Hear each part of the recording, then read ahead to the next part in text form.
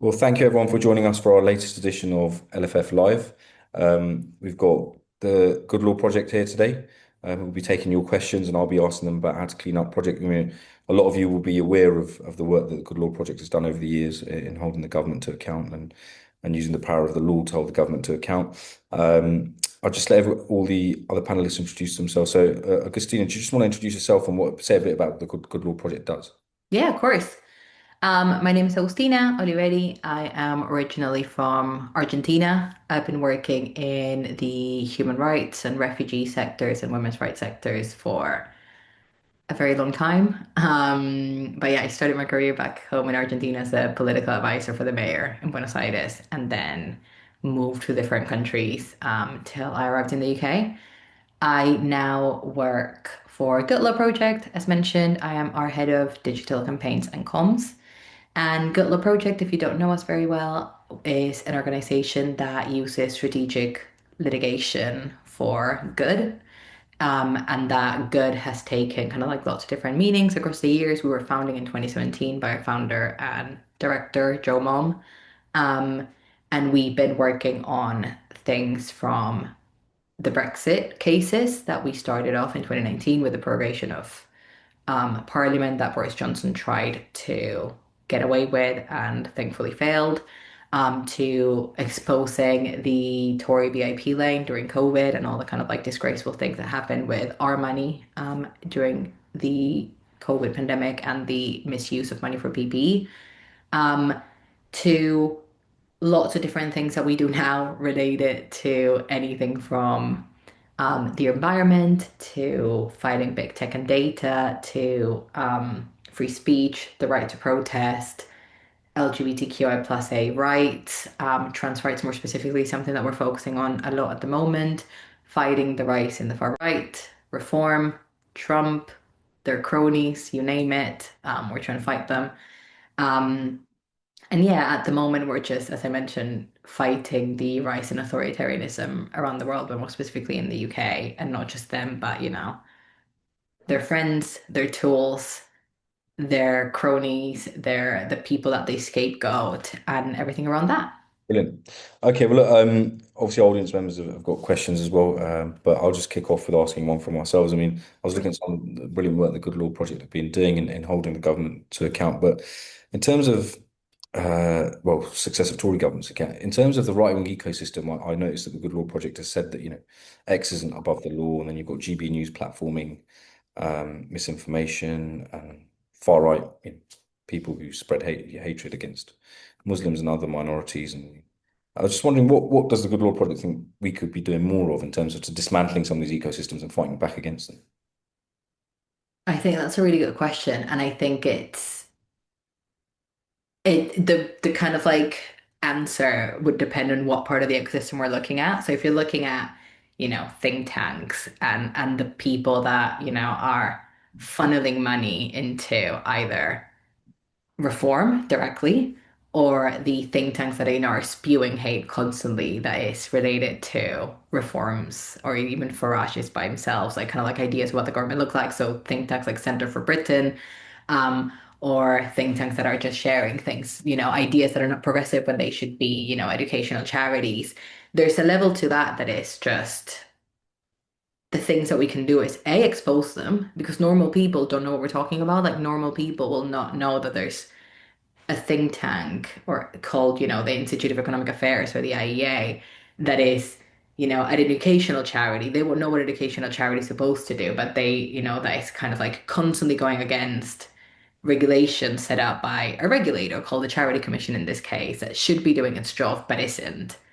And normal people won't know how to hold them to account. So the first thing that we focus on doing in that is actually talking about it, exposing it, doing investigative journalism, uncovering these numbers, uncovering these names, and then being able to hold them to account with the regulator. But obviously, as we've mentioned, as you'll hear me say with Ofcom for GB News and with, the Charity Commission for this kind of cases, the regulators don't want to do their job on this kind of cases because they don't want to regulate what's happening because they kind of know what's happening already. I'm not trying to be too out there with what I'm saying, but like we need to make sure that we're holding the regulators' feet to the fire so that they hold these, either charities, think tanks, um, media organizations to account because they're not going to do it. So exposing them, getting the regulators, holding the feet to the fire. So like I mentioned the IEA as an example, but if we talk about GB News, the amount of hate that is being spewed in GB News at the moment is insane. And it's not just, LGBTQI plus hate, it's not, anti-Muslim and very Islamophobic rhetoric. It's just completely against women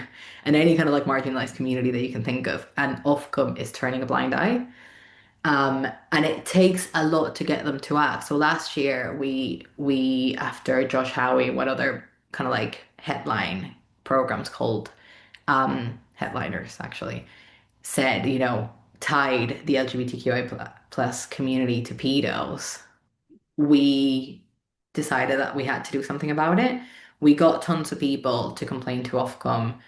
Like anybody can complain to Ofcom through a form on their website, or you can go the old school way, which is you can print it and you can send it to a PO box. That's what we did with 71,000 complaints. We actually got them all printed. Um, and it became, the biggest complaint in Ofcom's history. But that didn't mean that Ofcom took action right away. It took months for Ofcom to take action. It took so many months that before Ofcom made a decision, GB News scrapped the program, Mm. according to Just to say, I them. mean, on Ofcom, I mean, a lot of people on the left get quite frustrated. You'll see Mhm. that Ofcom, for example, they don't take action or they're very slow to take action. Or, you mentioned the Institute of Economic Affairs. They say they're a charity. On many occasions, well, I should be careful how I phrase it, but on a few occasions they've been found to have breached charity rules and regulations Mm. around impartiality. I mean, what is the Good Law Project working in that space, or do you think the could the Good Law Project, you know, suggest what others could do in that space to hold them to account? Because if Ofcom aren't listening, Yeah. what's available to progressives to try and change that? I would say what we do, and I'll be very clear, we don't reach out to Ofcom because we think Ofcom's going to do something. We do our complaint to Ofcom because we think that's going to move the needle for somewhere else. We don't count on Ofcom taking action against GB News, but we count on that creating such public pressure, like it happened with this show with headliners and with Josh Howie. We count on that building pressure up so that then that becomes a moment or a movement, and that shifts the kind of like line on it. And again, Ofcom ended up, slapping the wrist of GB News over the kind of like hate speech that they did against the community. But that meant nothing at that point. And I think it's the same on like if that's the only thing you're doing, you're missing out. The other thing that I think we should be doing more is focusing on their pockets, especially when we're talking about the media. They care about where their money is. They care about where the money's coming from. For places like GB News and Talk TV, who, let's be real, not that many people are tuning into the actual TV side of it. They depend on their digital advertisement, that depend on the digital revenue. If we create campaigns to stop the advertisers, they will lose money. And the thing with digital advertising is most people won't know that they're being shown on GB News. Most advertisers will just give a lot of money to a media company who will put the money on like a type of demographic and that will go out. And most people won't know. So, for example, we've teamed up with an organization that's amazing called Stop Funding Hate. And they've just got Cult Beauty to drop their advertising in GB News's websites and in GB News, kind of like anything that's related to GB News. Cult beauty people didn't actually know that that was happening. So it's not that hard to get that done, and that is money that is affecting GB News's pockets, and that's something that we need to be looking at. We need to be creative in how we attack Yeah, these kind of like That- spokes. that's inspiring to hear that grassroots power still works, and that's what we need to do to if we want that. Yeah. Just on one of the notes on kind of that judicial action that you guys are taking. The other area that we wanted to touch on, I think, is very our readers are interested in is the COVID cronyism VIP lane issue. Now, obviously, COVID happened many years ago. The virus is still out there, but the ramifications in terms of the billions of pounds that were wasted, according to Transparency International, that there was around billions of pounds that were wasted in COVID contracts. What's being done? Could you give an update to our readers and listeners on what's been done to recoup some of that money? And, you know, that is still an incredibly important topic given the damage it's caused to the public finances. For sure. So we've kept up with the cases that we worked on that. And, if we're talking about money, Rachel Reeves said that she wanted to recoup 2.6 billion of the about what 10 billion loss that she's only been able to, from reports in December, get about 400 million back, which is nothing compared to what she said. And you see the same kind of like sad results, to put it in a way, with the cases about the PPE misuse as well. You look at Michelle Mone and MetPro. We got results from court or the court last year where she has been forced to repay 122 million at least from her failed PPE contract. She hasn't paid it yet. What I mean? And you see the same with with Lux Lifestyle and their 25.7 million pound contract that never saw the light of day, but they got the money. Karen Bross was arrested last year, their director. Do you think she's still arrested? She's not. And do you think MPs, lords like, Lord Agnew, who facilitated Liz Michelle Mon's contract, are being held to account? They're not. And I think what people don't really realize is that we're not only talking about the ramifications of the money that's already been lost, money that we are probably not going to see the entirety of it back.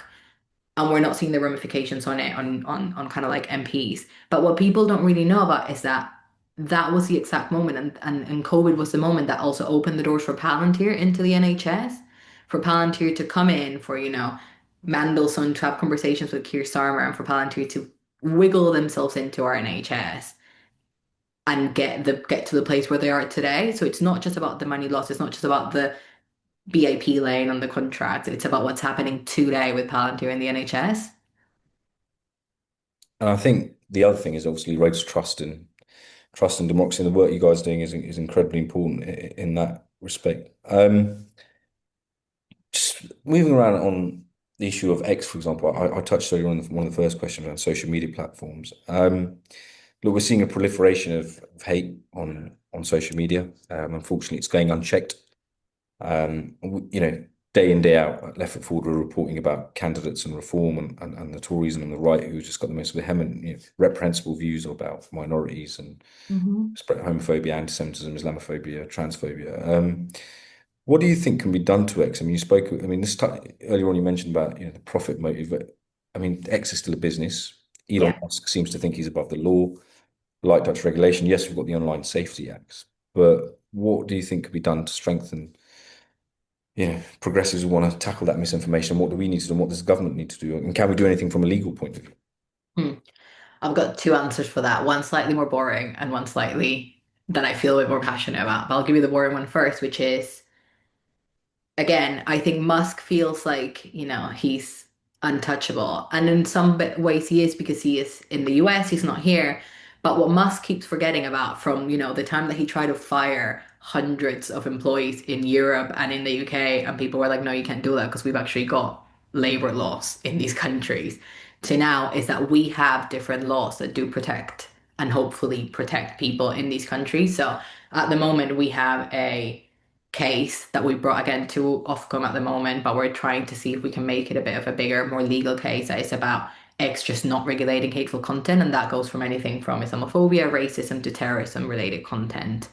That X is just completely ignoring, and now you've got, yeah, and now covering themselves over the kind of like community notes that are being used in our case, for example, we constantly get community noted by the gender critical movement, by people that are, against the LGBTQI plus community.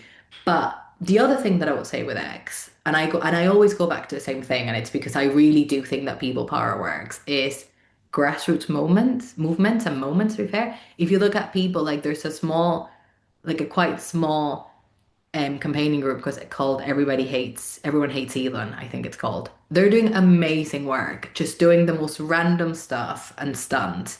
And that has actually, like, since they've started, obviously things, but like that has caused Tesla's sales in the UK to drop massively.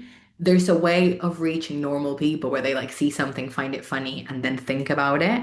And we need to be focusing on that. We can't just be the, wagging our fingers and talking about serious stuff and just be like, this is wrong. And there is a way to get to people. and oftentimes it is through humor. And I think that's the power of grassroots and mobilizing and people power. Um, so I'd say we need more of that. And in terms of, you mentioned just, I don't know, are you able to expand, and that's fine if not on at the moment, but on your court case, you mentioned that, Musk and X, is that a particular case that you guys are taking up? Yeah, so we have basically done an investigation on the, how do I put this? Basically, X under the Online Safety Act is regulated to remove unsafe content from their platform in the same way that Meta has to do that, in the same way that, Google has to do that. And we've investigated instances of, in one case, racism and Islamophobia, and in one case, terrorism related kind of like posts and videos, and have discovered that obviously X is not doing anything about them and it's just letting them be in the same way that, as you mentioned, it's letting people share lies and share kind of like horrible, horrible content. We at the moment have given those off to Ofcom. We've handed them over as an investigation, and we know for a fact that Ofcom is considering action and is investigating them. We don't know anything further of that than that at the moment, and we're planning next steps, and that's as far as I can share at the moment on that. But we are trying to hold them to account on that side of things. And I know there's other organizations that are doing amazing work investigating kind of like the non-consensual intimate images that Grok is creating, of course, mostly of women. Um, and that is something that is ongoing as well. Okay.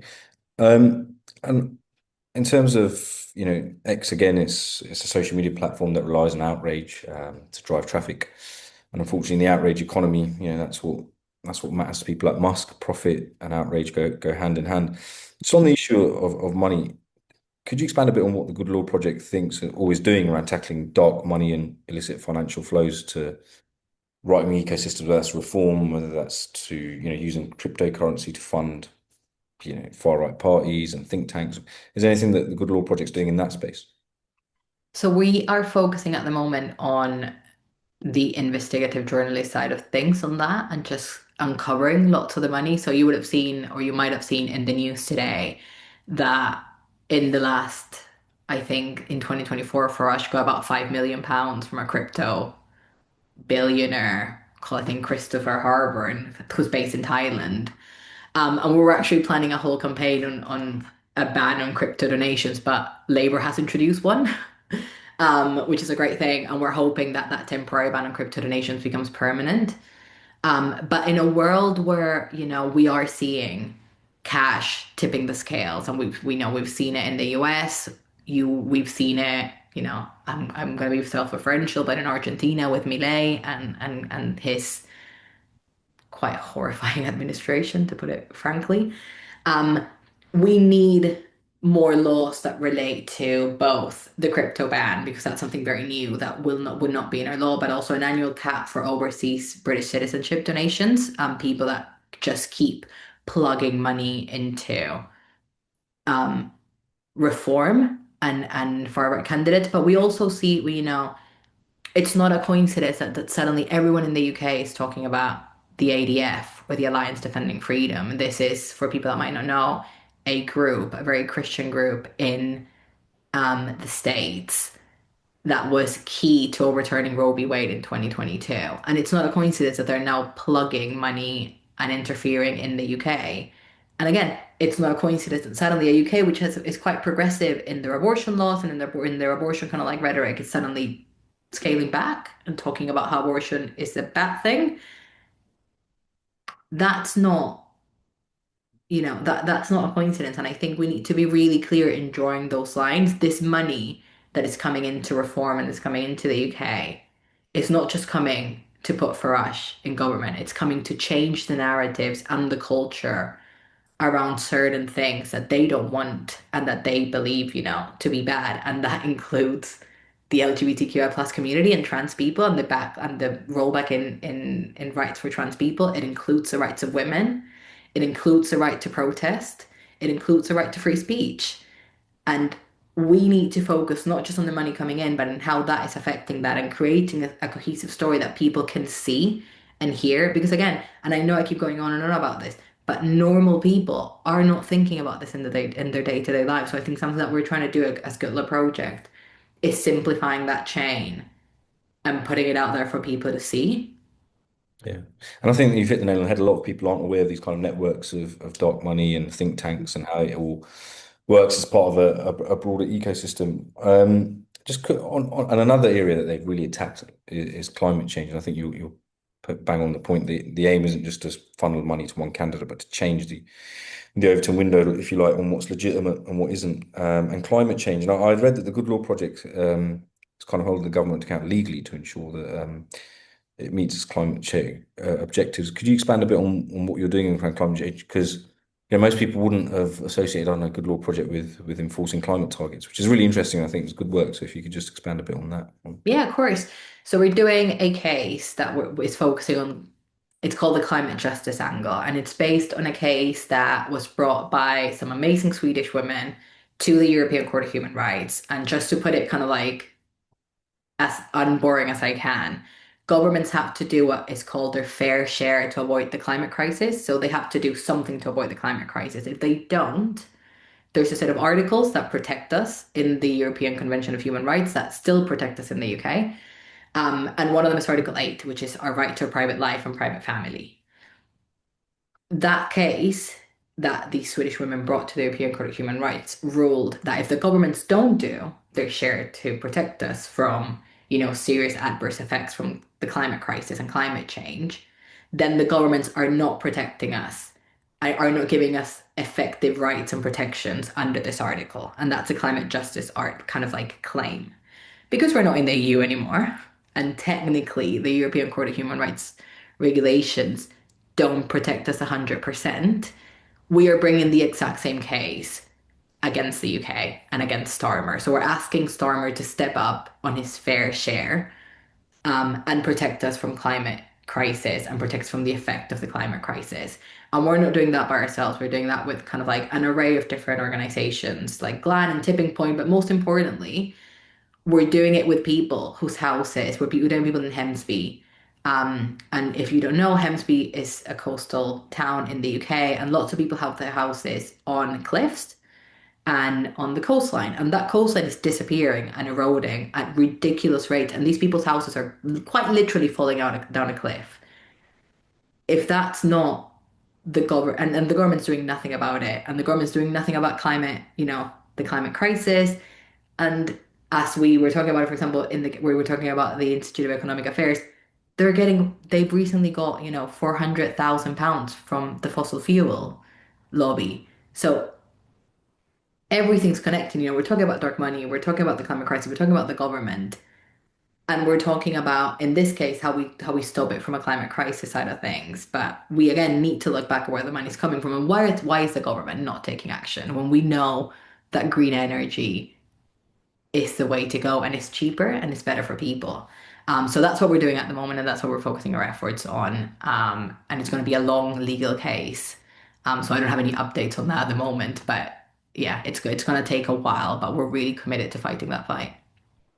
Cool. Before I see if we've got any questions from the audience, the other thing I wanted to ask was I also know that reform, we covered this in Left Foot Forward going back, and it's quite interesting that tens of thousands of people signed a petition that was set up by the Good Law Project to try and find out what personal data political parties hold on them. Mhm. And reform weren't quite forthcoming on, on what they were holding. Yeah. And I was just wondering if you could expand a bit on the motivations behind that and why you think that's important. Yeah, of course.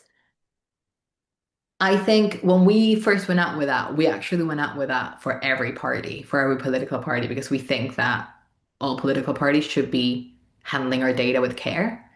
And reform just never applied to people. They were just like, no, we don't have anything on you. We're like, no, but we know for a fact you do. Um, and we think it's important. And I think it's the same thing of like why we think the Palantir case is important. And it's because in this day and age, in this era of like tech and data, our data is valuable. Like our data is like our data is money basically, and it's governments and it's people selling our data to be used to either target us in specific ways, to be used to sell as things on this kind of the side of the spectrum. But then if you look at the other side of the spectrum, and again, sorry for to go back to Palantir when we're talking about something slightly different, but that data, for example, health data in the US is being used by Palantir by that was kind of like taken by Palantir. It's being used by ICE agents to deport people. Oh, Who's well. saying Yeah. that that wouldn't be able to happen here? Do you know what I mean? Our data in the wrong hands isn't safe. And we've seen what happens with our data when this government doesn't take care of it. There was a massive leak a handful of days ago, and lots, like hundreds of thousands of UK citizens' health data was sold on Alibaba for like in China. It's and I don't think people think about it. And I'm a really bad proponent for this because I love an ad. I usually fall for them. But that's the chill side of those things. The side where our data is being used wrong isn't that far away, and it's being done in other countries, and it's being done by people who are already working with our government. So we need to be really careful, and I think that's why we're so keen to hold reform to account for how they're holding our data, because they're not above the law. They're a political party. They should be disclosing what they're doing with it, and if they're not, why? And are you doing something shady? And we want to find out. And have you got anywhere with them? Have they told you anything more, or is that still? Well, there's a court case at the moment, and we're waiting for the results of our last hearing. So we're waiting for the judge to rule on our last hearing. So I've got, unfortunately, no news till that happens, but should be quite soon, hopefully. Brilliant. All right, well, I'm sure we're all rooting for you on that one. And that's quite scary. I mean, the Palantir stuff, I didn't know that, and I'm sure many of our readers didn't know that that data was then being used to round up people and deport people in America. And of course, Reform have made clear that they want to set up their own kind of version of ICE if they're elected. And that's a terrifying prospect. I just want to bring up some of the questions that we've had from our readers, if that's okay at this Yeah, time. So, one of the ones was, would PR solve a lot of the problems with politics? Does Good Law Project have a position on that? PR isn't And like then proportional press. representation, proportional representation. Ah, okay. Sorry, I'm a comms Yeah, person, so I was like, yeah, yeah. press? Not that kind of PR. I don't know. I, at this point, don't really think so. I think from how other governments are handling what is happening right now with, again, the rise in authoritarianism and the rise of the far right and the rise in how different mechanisms are being used. I don't think that the UK changing their model would help, because if that's that were the case, we would be seeing it being fought better in different countries. I think more than that side of things, I think what we need is for more people to care about politics. We've got elections next week, May 7th. Please vote.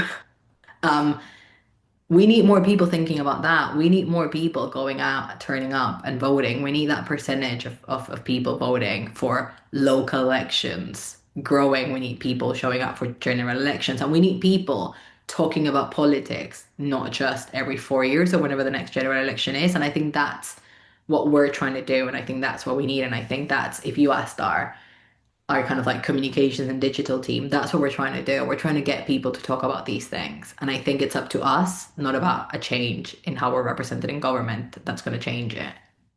And you guys are doing brilliant work. I'm just going to come on to some of the on Good Law Project itself. You're doing brilliant work on trying to hold the government to account over wasted money, previous government to account over wasted money over COVID contracts, or ensuring reform complies with data and combating hate.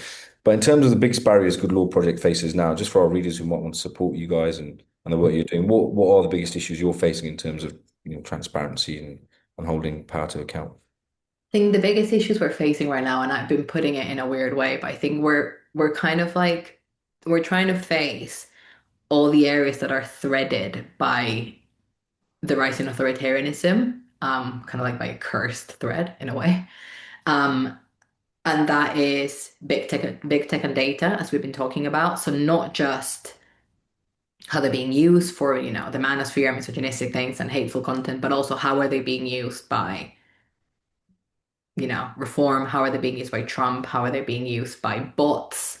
How are they being used by, far right people to kind of like spread those kind of narratives, and how those kind of narratives are spreading much more. You might have seen that Instagram in the past week deleted hundreds of accounts of people that worked on reproductive rights.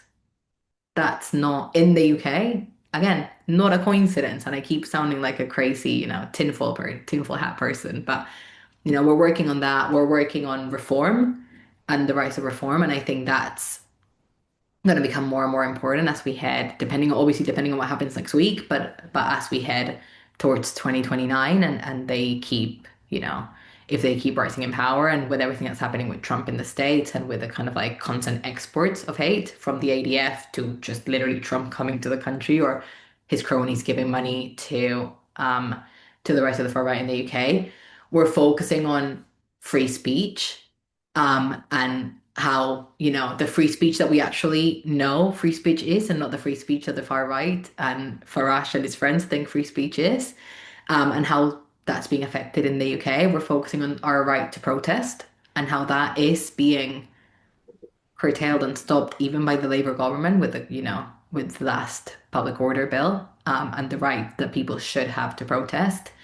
Um, we're focusing on misogyny and the areas that, are affecting women and girls, and not just violence against women and girls, but things like meta glasses, and them being used to film women without their consent, and lots of different cases like that. And we're focusing on trans rights, because we think that they're being scapegoated basically and being used to further more like hateful ideas.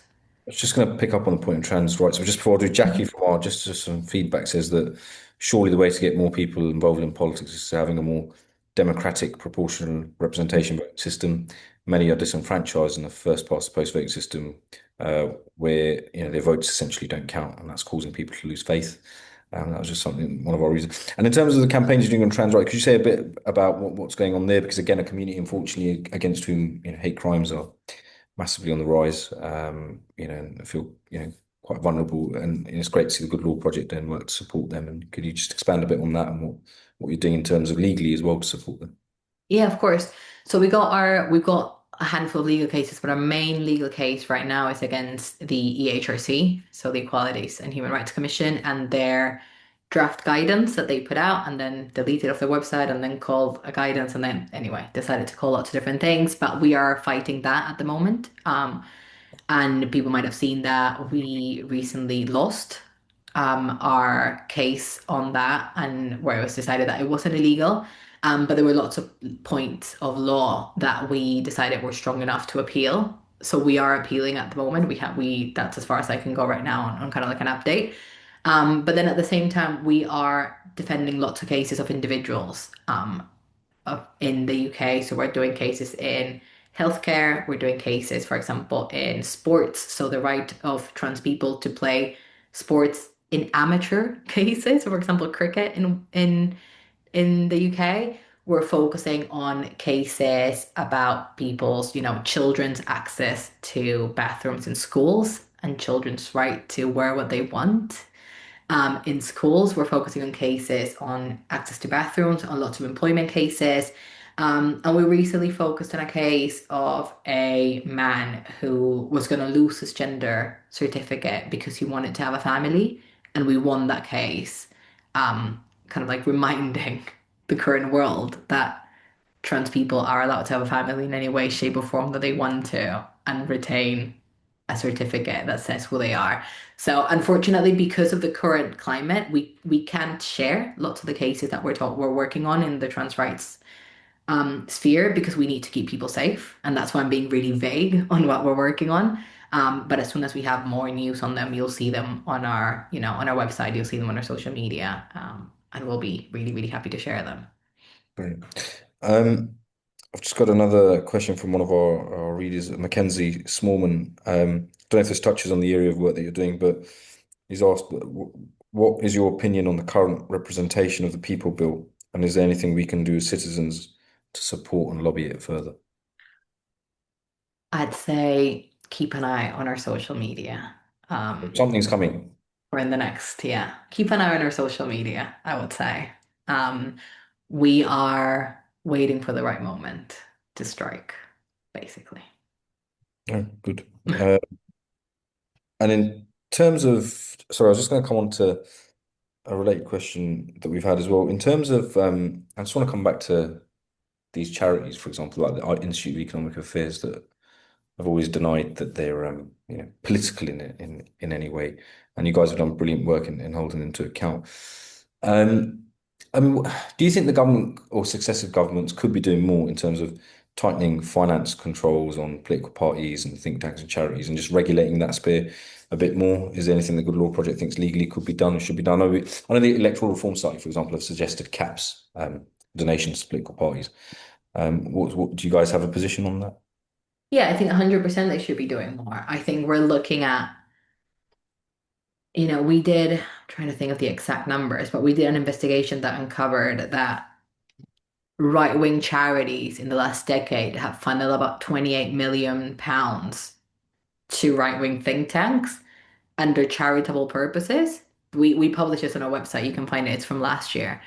Um, Under charitable purposes, which is just mind-blowing because as somebody that's worked for charities in more progressive, specters, and my more progressive sector was defending survivors of torture's right to be in the UK, and that was it.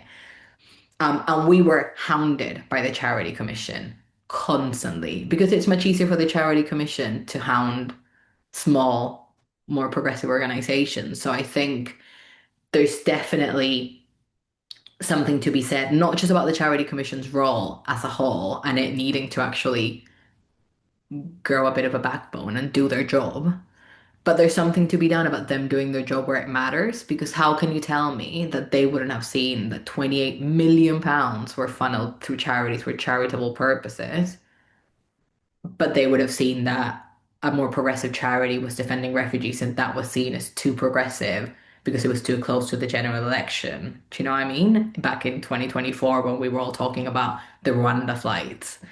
And Yeah. it's the same thing with the IEA or with any of these charities that we're talking about, where they're under charitable purposes and being an educational charity, they're still spewing hate and spewing, hateful ideas. And I think while we haven't found a more legal avenue yet, we're not giving up on that, or we're not giving up on our cases surrounding all of these kind of like right-wing charities and right-wing think tanks that are just funneling money to and fro. And it's something that we're looking into. Cool. And then the other issue I wanted to touch on was obviously Good Law Project came into being around Brexit. That was the big, Theresa May's attempt to try and stop, well, not just Theresa May, others to try and stop Parliament and the public from having their say. They thought once we've got the, permission to leave, we can do whatever the hell we want. The ramifications of Brexit are still being felt. And I mentioned, for example, the ramifications of COVID. Is that kind of we've got a way of Brexit done? It's a process rather than a leaving date. Is the Good Law Project doing any campaigns around Brexit or post-Brexit? Sorry, in terms of the impacts it's having, and now moves to kind of realign ourselves closer with the EU. Is the Good Law Project still working on those kind of campaigns and protecting EU citizens? And We're not doing any campaigns on that at the moment now. We did kind of like a big Balkan campaigning on that from 2017 to 2019, 2020, and haven't done a lot since. It's something that we keep an eye out a lot. It's something that I personally keep an eye out a lot because I'm here through the Brexit agreement and I've got indefinite leave to remain. But it's not something that Gullah Project is focusing their efforts on right now. okay, cool.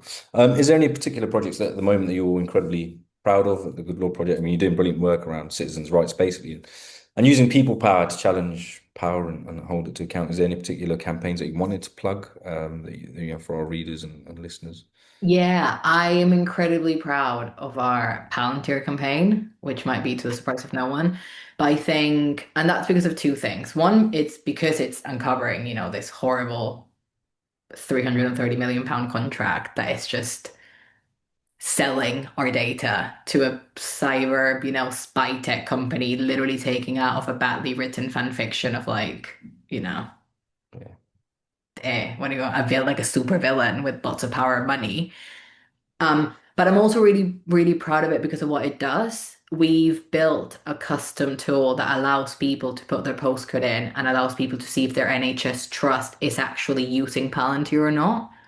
And then if they are, it allows them to email them asking them to say no to Palantir. And we know that that's creating ripples in the NHS. We know that there's ministers that are talking about it and talking about kind of like triggering a clause to, remove Palantir from the NHS. But we also know for a fact because we're working with the BMA and we're working with lots of doctors, um, that lots of doctors are feeling really emboldened by that and really supported and are refusing to use it and are, stopping the kind of like the rolling kind of like use of the contract. And we also have found out through that what the NHS calls active, because, at one point it looked like it was hopeless and we were done because the NHS was saying that, over two-thirds of the hospitals were actively using the software. And that through all of this campaign, we found out that that's not true. That what the NHS considers actively using is just them considering to use them. So lots of these hospitals haven't even tried it, haven't downloaded it into their computers, are thinking about using it. So what I'd say and what I would plug is that there's still time. There's time for us to take action. There's time for us to stop it. Injustice, we say this a lot, but injustice isn't inevitable. And Palantir being rolled into our NHS isn't inevitable. We can stop it. We've got almost 70,000 people that have emailed their trust. Um, and we're seeing that number increase every day. And there's great things that are happening kind of like UK wide to stop that. And what I would also plug is if you want to know more, we've just released a podcast called The Shadow Contract that has all of this story from the start in COVID to now, that you can listen and yeah. And I was just going to say, for those who aren't aware, I mean, not everybody is aware of what Palantir is or does. Could you just say a bit about what concerns you have around Palantir? Yeah, of course. Palantir is, for people that might not know, again, cyber tech. It's a defense company. It was created as a defense company by a handful of people that are questionable, but we won't get into that side of things. Um, but it's a company that was created and is being used in the States, as we mentioned before, for detention purposes. So it's being used by ICE to identify migrants and detain them. And as you might have seen in the news, lots of times wrongly, with lots of wrongful detentions. And it's also a defense company that's being used in Gaza, by the Israeli government to kill people. Just to put it very bluntly, do you know what I mean? Because we can build that up and we can talk about how they're identifying people and targets. It's being used to kill people. And it's a defense company at heart. And what they're doing, for people that might not know, is they have, with this contract, they're running what is called the Federated Data Platform. That is fancy words for saying they're handling the whole of the NHS data with a tool that they've built because they're a tech company that allows them to kind of like cross-reference different data points that should not be easily cross-referenced. For the NHS, that's very helpful because there's hundreds of trusts and thousands of hospitals.